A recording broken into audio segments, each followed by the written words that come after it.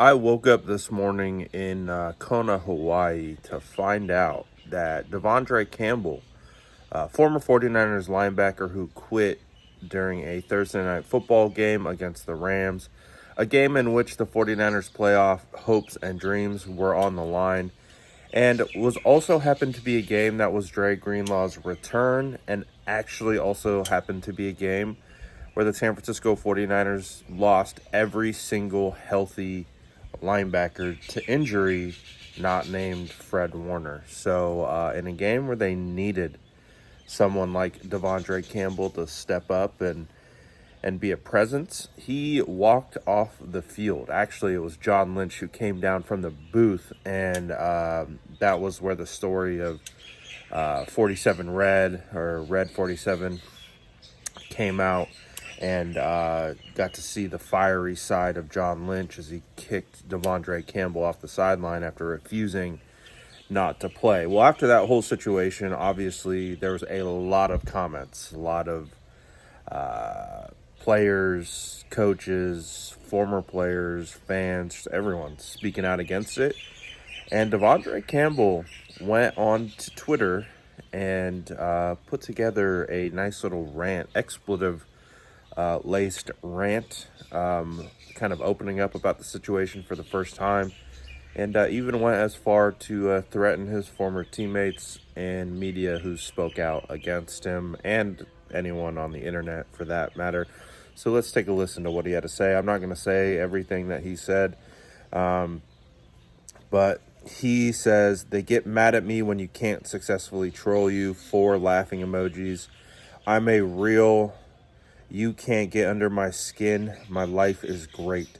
I get on here, say whatever I want, then I log off and go on with my day while y'all sit here mad. With that being said, I hope everyone has a great Friday." So that was, we're starting with this last tweet first. I thought it was a good kind of summary of everything he had been saying.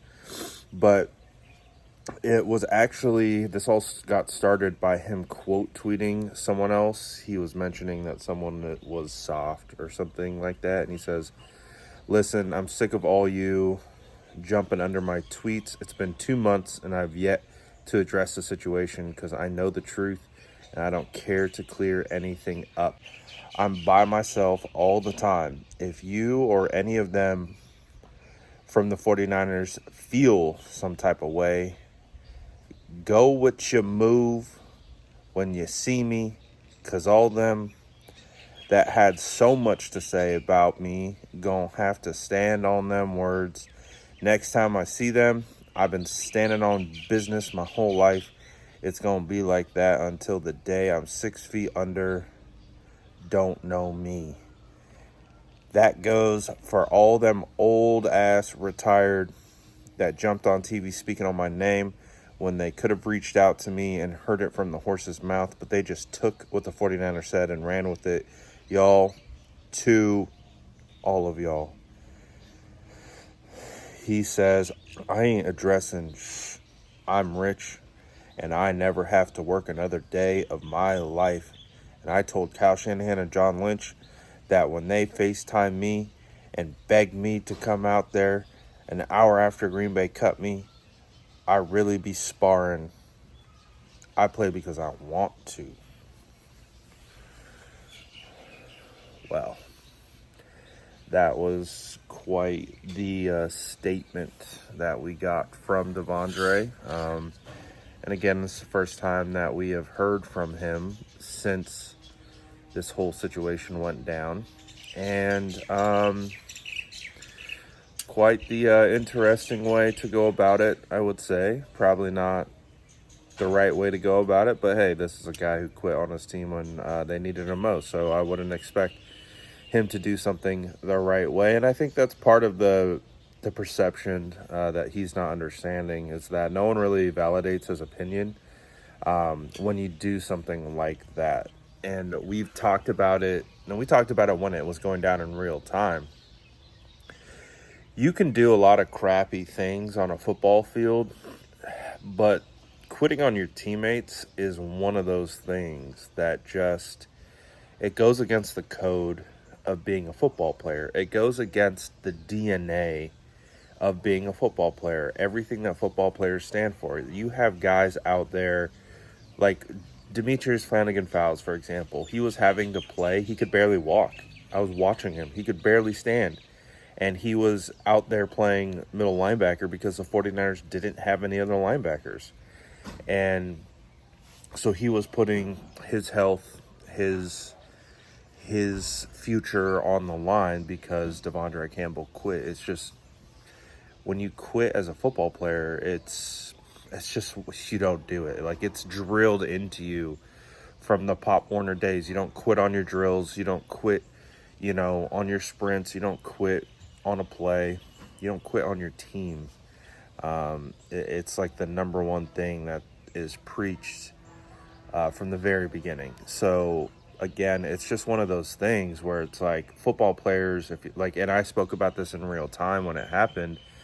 The football player inside of me was like, this is insane, and was triggering and was causing me to be like really angry about it, because again, it goes against everything that we've been programmed. Like, I'm not a player anymore. I had my days, but there was a day that,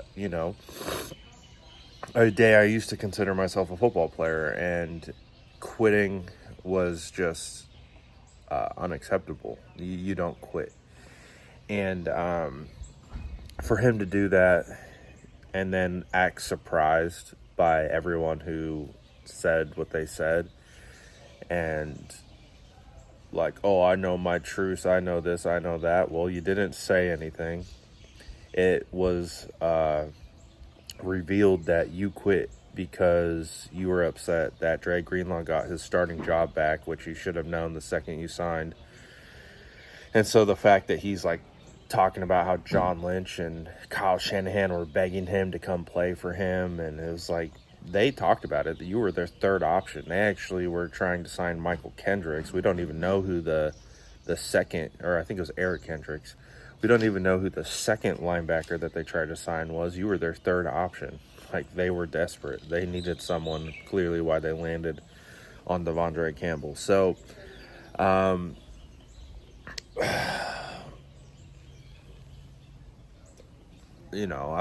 wasn't expecting to talk about this.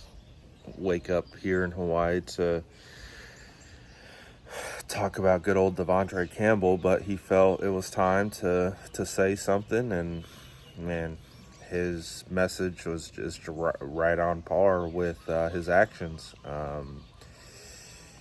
Lack of foresight, lack of just reality, lack of perception of others around him and how they would perceive his actions and what comes along with that. So right on par. So I'm curious to know what you guys think about this. So let me know what you think in the comments below, and as always, make sure to like and subscribe for more updates.